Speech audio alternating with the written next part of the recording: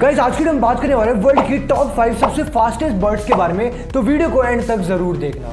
Guys 5वें number पे जो बर्ड आती है इसका नाम है यूरेशियन हॉबी एंड इसकी स्पीड है लगभग 160 kilometre per hour. Guys 4th number पे जो बर्ड आती है इसका नाम है white throated needle tail and इसकी स्पीड है लगभग 168 किलोमीटर पर आवर। गाइस तीसरे नंबर पे आती है गायर फैल्कन एंड इसकी स्पीड है लगभग 210 kilometre per hour. And guys second number पे आती है गोल्डन ईगल जिसकी स्पीड है लगभग 321 kilometre per hour. And guys number 1 position पे आती है पेरिग्राइन फैल्कन जिसकी स्पीड है लगभग 390 किलोमीटर पर आवर।